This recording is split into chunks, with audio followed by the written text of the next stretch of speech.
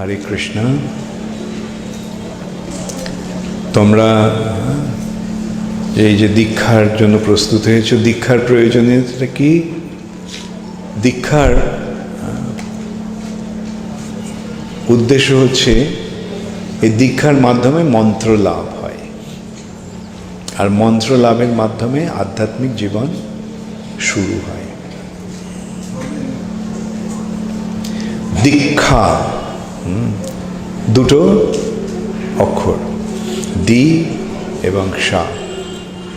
দি ইঙ্গিত করছে দিব্য জ্ঞান, আর সা ইঙ্গিত করছে ক্ষয়। এই দিব্য জ্ঞানে লাভের ফলে পাপ ক্ষয় হয়। দিব্যং জ্ঞানং যত দদ্যাৎ কুর্বন্তি পাপস্য সংক্ষয়ম। এই দিব্য জ্ঞান লাভের ফলে পাপের ক্ষয় হয়। কুর্বন্তি পাপস্য সংক্ষয়ম। তস্মাৎ দীক্ষেতি সা প্রোক্তা দেশিকই তত্ত্বকোবিদই।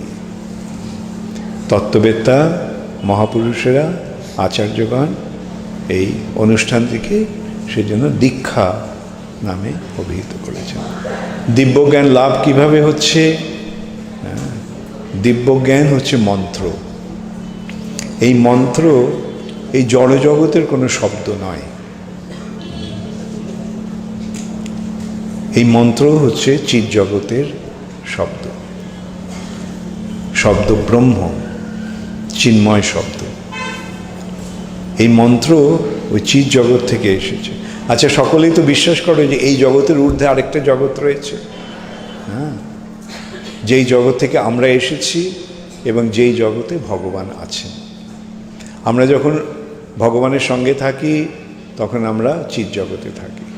যখন আমরা ভগবান থেকে বিচ্ছিন্ন হয়ে যাই তখন আমরা এই জগতে আসি, এসে পড়ি। ভগবান কৃষ্ণ বহির্মুখ হইয়া ভোগবাঞ্ছা করে।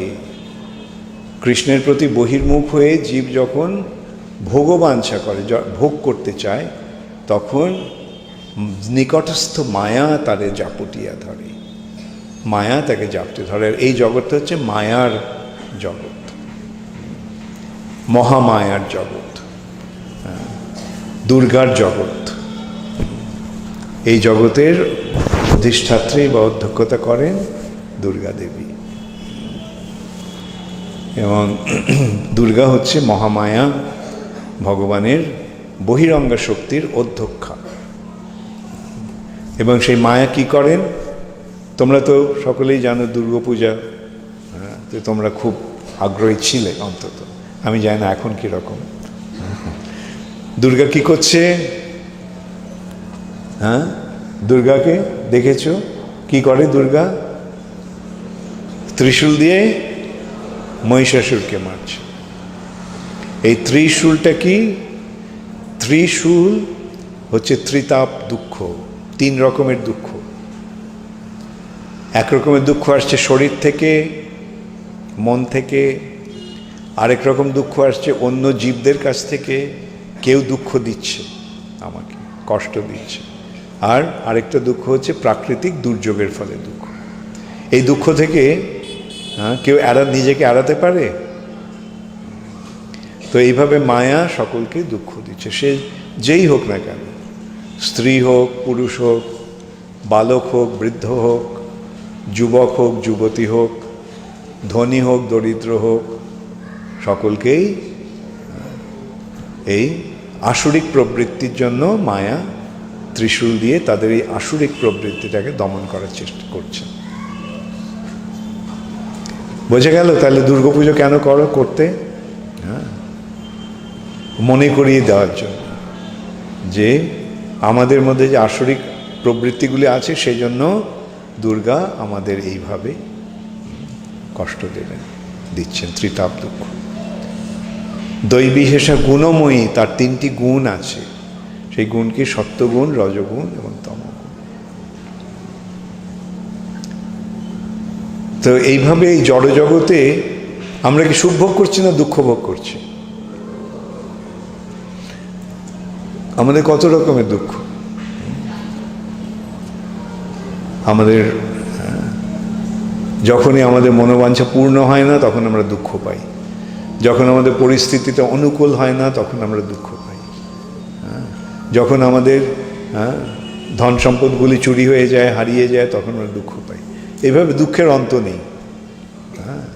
কিন্তু আমরা কি করছি? সুখের চেষ্টা করছি। সুখ কি আসে? ক্ষণিকের জন্য আসে, তারপরে চলে যায়। তো এই জন্যই জড়জগৎটাকে বলা হচ্ছে দুঃখালয়। আলয় মানে কি? আলয় মানে বাসস্থান। আর দুঃখালয় মানে দুঃখ পাওয়ার জায়গা। এই জায়গাটা দুঃখ পাওয়ার জায়গা। কিন্তু আমরা কি করছি? এখানে আমরা সুখ পাওয়ার চেষ্টা করছি। তার ফলে কি হচ্ছে? আমাদের চেষ্টাগুলি ব্যর্থ হচ্ছে। আর চরমে কি হচ্ছে? মৃত্যু। কত কষ্ট করে, কত কিছু করে সব কিছু সঞ্চয় করেছিলাম, কত কষ্ট করে নানা রকম বিদ্যা, শিক্ষা, কলা লাভ করেছিলাম, বছরের পর বছর ধরে পড়াশুনো করে বড় বড় উপাধি পেয়েছিলাম। মৃত্যুর সময় কি হবে? সেগুলি নিয়ে যাবে? একটাও কিছু নিয়ে যেতে পারবে? কত কষ্ট করে ব্যাংকে অনেক টাকা জমিয়েছিলে, মৃত্যুর সময় অতএব এখন এই যে এগুলো ছেড়ে যেতে হবে, কষ্ট হবে না? আর আত্মীয় স্বজনদের কি কথা? এইভাবে আমাদের নানা রকম দুঃখ কষ্ট নিরন্তর এই জড়জগতে ভোগ করতে হচ্ছে। তো এখন এই দুঃখের জগতে থাকতে চাও না দুঃখের জগৎ থেকে বেরোতে চাও? দুঃখের জগৎ থেকে বেরোবার উপায়টা কি? দুঃখের জগৎ থেকে বেরোবার উপায় হচ্ছে ভগবানের শরণাগতি, ভগবানের চরণাশ্রয়। আজকে তোমরা দীক্ষার মাধ্যমে এই ভগবানের চরণাশ্রয় গ্রহণ করছো। আর সেই চরণাশ্রয় লাভের উপায়টা কি? এই মন্ত্র জপ, মন্ত্র ধ্যান। তো এখন দীক্ষার মাধ্যমে মন্ত্র লাভ হয়। তো এখানে তো আমরা দেখতে পাচ্ছি তোমরা দীক্ষার যোগ্যতা অর্জনের জন্য মন্ত্র পাঠ করেছো। 16 মালা জপ করতে হবে, তাহলে দীক্ষা পাবে। তাহলে এটা কি হলো? দীক্ষার মন্ত্র পাওয়ার জন্য দীক্ষা, আর এখানে তোমরা দীক্ষা পাওয়ার জন্য মন্ত্র জপ করছো। এটা কেন হলো? কেন শ্রী চৈতন্য মহাপ্রভু এই মহামন্ত্র দীক্ষা পুরশ্চর্যার অপেক্ষা না করে দিয়ে দিয়েছে। এই হরে কৃষ্ণ মহামন্ত্রে এইটি বৈশিষ্ট্য। দীক্ষা পুরশ্চর্যা বিধি অপেক্ষা না করে, জিহ্বা স্পর্শে আচণ্ডালে সবারে উদ্ধারে।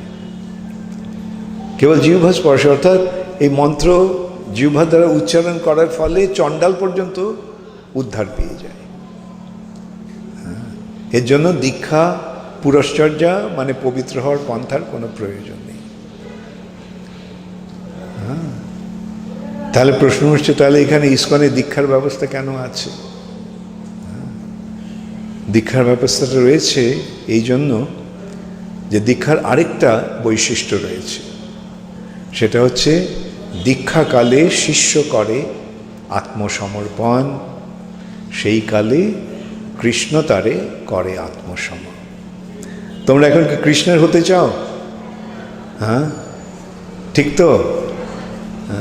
না তোমরা তোমাদের আত্মীয় স্বজনের হতে চাও? এই বন্ধনটা থাকে, কিন্তু আমাদের মনে করতে হবে যে আমাদের আসল বন্ধনটি, আসল আকর্ষণ যেন কৃষ্ণের প্রতি হয়। সেজন্য যদি আমরা ভগবানের চরণে আমাদের নিবেদন করি, উৎসর্গ করি, তাহলে ভগবান আমাদের গ্রহণ করবে। দীক্ষাকালে শিষ্য করে আত্মসমর্পণ। এই গুরুর মাধ্যমে যে আমি যে তোমাদের দীক্ষা দিচ্ছি, কেন, কিভাবে, কি জন্য দীক্ষা দিচ্ছি? কেন? যাতে তোমরা কৃষ্ণের হতে পারো। এখানে আমি কৃষ্ণের প্রতিনিধিত্ব করছি। প্রতিনিধিত্ব কীরকম? প্রকৃতপক্ষে তোমরা কৃষ্ণের কাছে যাবে, আমি তোমাদের কৃষ্ণকে জানিয়ে দিচ্ছি, কৃষ্ণের কাছে যাওয়ার পথটা করে দিচ্ছি।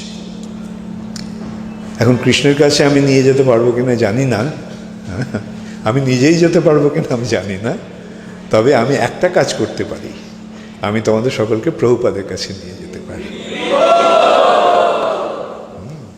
আর প্রভুপাদের কাছে নিয়ে গেলে ব্যাস 100% গ্যারান্টি। তো আমি শিল প্রভুপাদের প্রতিনিধি রূপে আমি তোমাদের দীক্ষা দিচ্ছি, যাতে তোমরা প্রভুপাদের চরণে আশ্রয় নিতে পারো। আর আমি কি করছি? প্রভুপাদের কাছে নিয়ে যাওয়ার জন্য আমি কি করছি? আমি তোমাদের সকলকে ইস্কনে নিয়ে আসছি। আর তোমরা যদি ইস্কনে আসো, ইস্কনে থাকো, ইস্কনের সঙ্গে ভক্ত সঙ্গ করো, ব্যাস তাহলে তোমরা প্রভুপাদকে পেয়ে যাবে। কত সরল পন্থা, তাই না কি?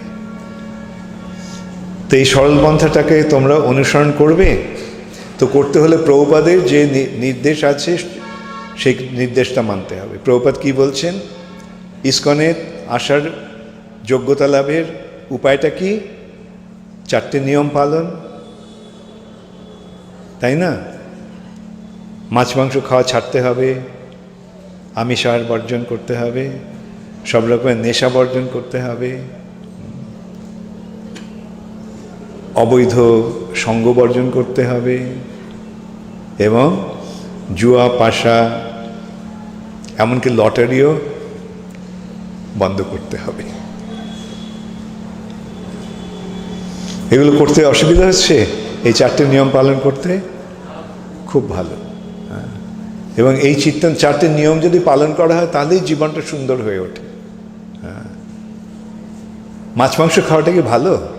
এখন তো বুঝতে পারছো এ কত জঘন্য।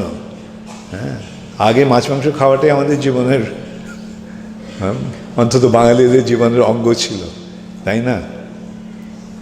বিয়ে বাড়িতে যদি মাছ মাংস না থাকতো তাহলে বলতাম তাহলে ওই বাড়িতে গিয়ে লাভ কি? কোনো অনুষ্ঠানে যদি মাছ মাংস না থাকতো তাহলে মনে কর তা থাক, গিয়ে লাভ নেই। কিন্তু এখন কি হয়েছে? মাছ মাংসর নাম শুনলে আমাদের ঘৃণা হয়। মাছ মাংস রান্নার গন্ধ পেলে ব্যাস ওখান থেকে পালিয়ে যাওয়ার ইচ্ছে করে। একসময় আমি একটা খুব বড় হোটেলে ছিলাম, কিন্তু সেইখানে মাছ মাংসের গন্ধ আসছিল। আমি তার পরের দিন সকালবেলাই ওখান থেকে পালিয়ে গেছি।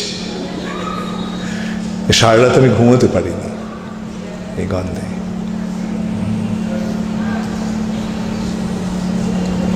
যাই হোক, এখন সেটাই ভক্তির প্রভাব। নেশা করাটা ভালো? নেশা করলে কি হয়? নেশা করলে মনটা মন বুদ্ধি এগুলো লোপ পেয়ে যায়। মনটা নানা রকম জল্পনা কল্পনা করে। অর্থাৎ বাস্তব জগতের সঙ্গে যেহেতু বুদ্ধিটা নষ্ট হয়ে যায়, তাই বাস্তব জগতের সঙ্গে সংযোগ স্থাপন করা যায় না। তাই জন্য ওরা মনে করে আমি এখন রাজা হয়ে গেছি। পথের ভিখারি কিন্তু নেশা করে চুর হয়ে ভাবছে আমি শাহেনশাহ।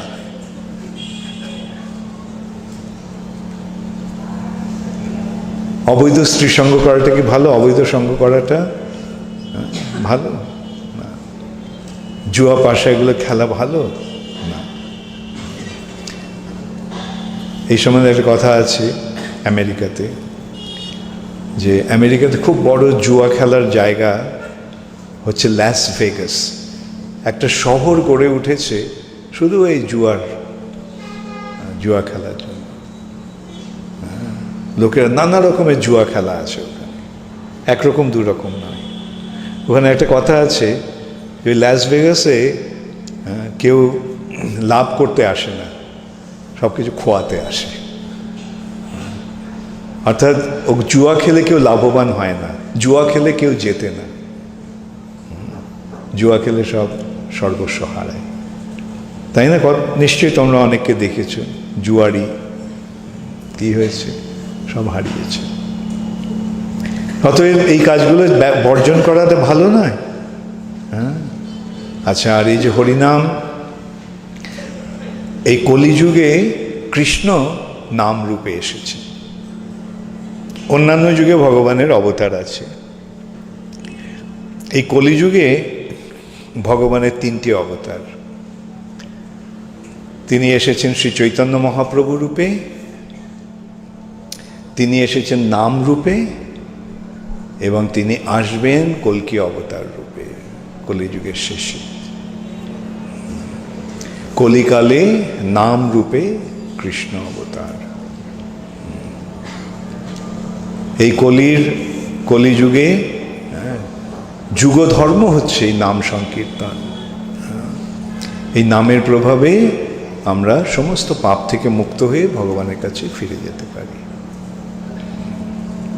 এখন এই নাম হচ্ছে কৃষ্ণ, যেই নাম সেই কৃষ্ণ।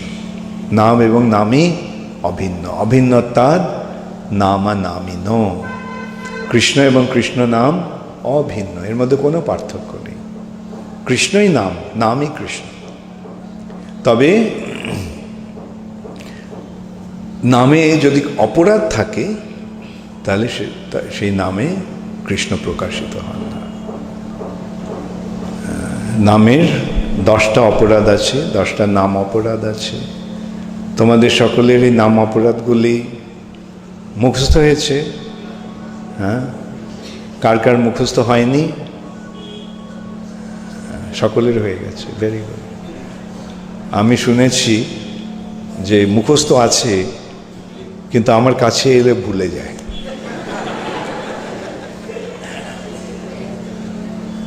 যাই হোক, সেই জন্য আমি তোমাদের আর আমার কাছে এসে এই নামের 10টা অপরাধের কথা বলতে হবে না। আমি তোমাদের কথায় বিশ্বাস করে নিয়েছি যে তোমরা সব মুখস্থ করে নিয়েছো। খুব আনন্দ হলো।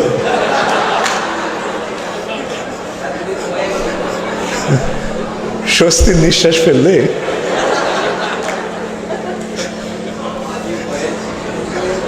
ওকে,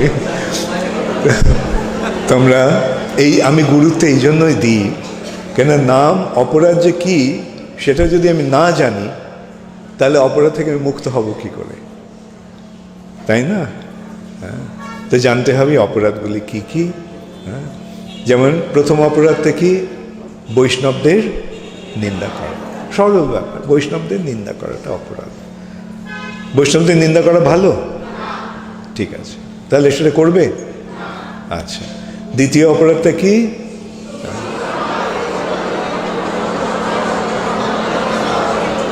very good, I am very impressed যে তোমরা সকলে মুখস্থ করে দিয়েছ। তোমার ব্রহ্মা, শিব, দুর্গা, কালী, গণেশ এরা কি কৃষ্ণের সমকক্ষ? এদের নাম কি কৃষ্ণের সমান? অতএব দেবদেবীর নামকে কৃষ্ণের সমান বলে মনে করার উচিত নয়, সেটা একটা অপরাধ হবে। তৃতীয় অপরাধটা কি? সেটা আমি জিজ্ঞাসা করব না, তোমরা করবে? ওকে, হ্যাঁ, গুরুর অবজ্ঞা, গুরুদেবের নির্দেশ না মানা। চতুর্থ অপরাধটা কি? Very good. হ্যাঁ, বৈদিক শাস্ত্র এবং বৈদিক শাস্ত্রের অনুগামী যে শাস্ত্র সেগুলো নিন্দা করে। করবে? মহাভারতে ভুল ধরবে? মনে করবে কি রামায়ণের গল্প কথা? মনে করবে বেদের বাণীগুলো, ভাগবতের বাণীগুলো, গীতার কথাগুলি সব মন গড়া কথা? আচ্ছা, ভেরি গুড। পঞ্চম অপরাধটা কি?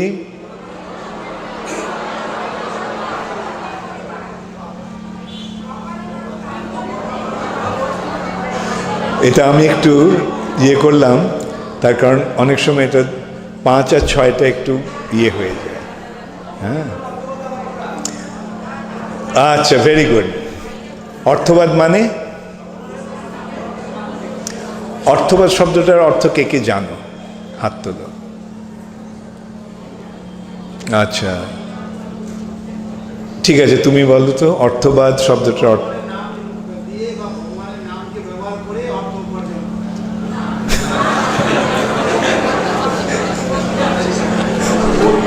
দেখো কি সুন্দর অর্থবাদের অর্থ আমরা পেলাম। ভগবানের নাম দিয়ে অর্থ উপার্জন করা হচ্ছে অর্থবাদ।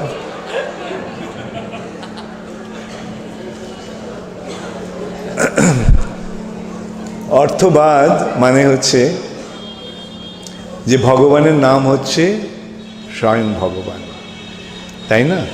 ভগবানের নামের একটাই অর্থ, এছাড়া অন্য অর্থ করা। অর্থ মানে কি টাকা পয়সা না? অর্থ মানে তার প্রকৃত রূপটা নির্ণয় করা। সেই যদি বলা হয় যে কৃষ্ণ, এই ক মানে এই, রি মানে এই, স মানে এই, ন মানে এই, অতএব কৃষ্ণ মানে এই।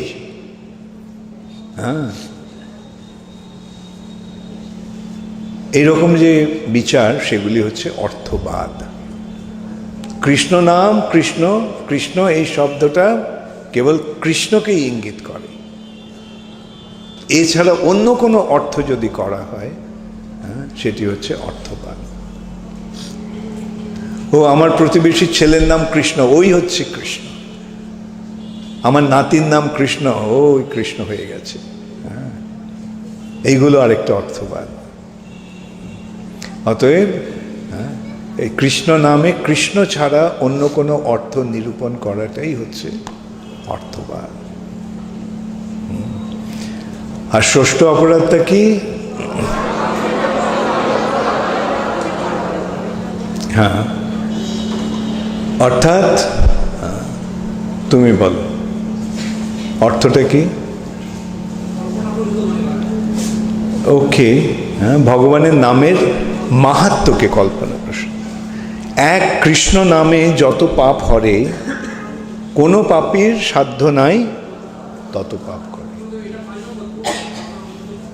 একদম আমি আগেই তো বললাম 5 আর 6 হতে পারে অনেক সময়। যখন আমরা বাংলাতে বলি তখন 5 আর 6, ইংরেজিতে একটু হয়, ওলট পালট হয়ে গেছে, সেই জন্য আমি বললাম। তো যেহেতু প্রথমে বললো অর্থবাদ, তাই জন্য 5টাকে 5 নম্বর 6 নম্বর তাতে কিছু যায় আসে না। মানেটা বুঝতে পেরেছ? যে এক কৃষ্ণ নামে, কৃষ্ণ নামের মহিমা কি? কৃষ্ণ হচ্ছে স্বয়ং ভগবান, যেই নাম সেই কৃষ্ণ। আর কেউ যদি বলে যে এটা কল্পনা প্রসূত, এক কৃষ্ণ নামে যত পাপ হরে, কোনো পাপের সাধ্য নাই তত পাপ করে, এগুলি সত্যিই না মিথ্যা? এটা সত্যি কথা না কল্পনা? সেটা হচ্ছে, যদি কেউ মনে করে এগুলো কল্পনা, কাল্পনিক, হরিনামের মাহাত্ম্যকে কাল্পনিক বলে মনে করাটা হচ্ছে অপরাধ। সপ্তম অপরাধ কি? নাম বলে পাপ আচরণ করা। আচ্ছা, তুমি অর্থবাদের অর্থটা বুঝতে পেরেছো এখন? ওকে, সকলে বুঝতে পেরেছো তো? তাহলে অর্থবাদ মানে কি? হরিনাম করে নাম দিয়ে টাকা পয়সা রোজগার করা। ওকে, নাম বলে পাপ আচরণ করা। নামের ফলে কি হয়? আমি যেটা বললাম, এক কৃষ্ণ নামে যত পাপ হরে, কোনো পাপের সাধ্য নাই তত পাপ করে।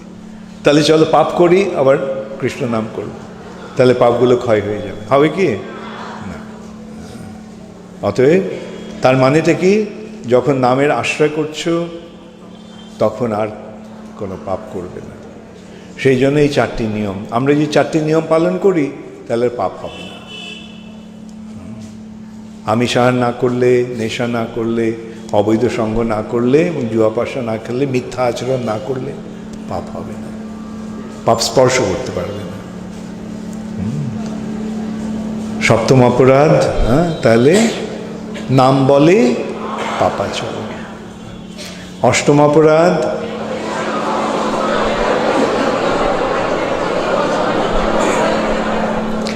বেদের কর্মকাণ্ডে অনেক পুণ্য কর্মের কথা বলা হয়েছে, যার ফলে পুণ্য হয়, পুণ্যের ফলে কী লাভ হয়? এই জড়জগতে সুখ লাভ হয়, সুখ ভোগ হয়। কিন্তু আমরা কি জড়জগতে সুখ ভোগ করার জন্য হরিনাম করব? কেন আমরা হরিনাম করব? ভগবানের সন্তুষ্টি বিধানের জন্য। অতএব এই হরিনামকে, এই কর্ম যে সমস্ত ইয়েগুলো রয়েছে, সে তার সমকক্ষ বলে মনে কর উচিত নয়। নবম অপরাধ,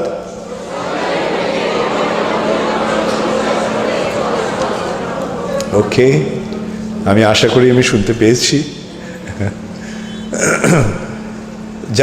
যাদের শ্রদ্ধা নেই, শ্রদ্ধাহীন, ভগবানের প্রতি যাদের বিশ্বাস নেই, তাদের কাছে গিয়ে ভগবানের কথা, ভগবানের মহিমা কীর্তন করা উচিত নয়।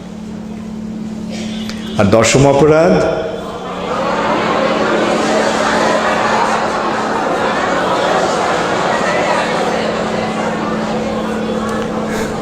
তাহলে বুঝে গেছে তো তোমরা সকলে যে ভগবানের নামের মহিমা শ্রবণ করা সত্ত্বেও জড়জগতের প্রতি আসক্তি বজায় রাখবে। এই পথে এসে জড়জগতের প্রতি আসক্তি বজায় রাখবে, কিছু তো থাকেই, তো যদি যত সম্ভব এগুলোকে উপশম করতে হবে। আর এই সঙ্গে কি বলা হচ্ছে যে এই ভগবত ভক্তির এই পন্থাটিকে সর্বান্তঃকরণ তোমরা গ্রহণ করো, ঠিক আছে? নামের প্রতি পূর্ণ বিশ্বাস রেখো। এই শ্রদ্ধাই হচ্ছে একমাত্র যোগ্যতা। শ্রদ্ধাশীল ব্যক্তির কেবল ভক্তি লাভ করতে পারে, আর যারা শ্রদ্ধাহীন তারা ভক্তি লাভ করতে পারে না।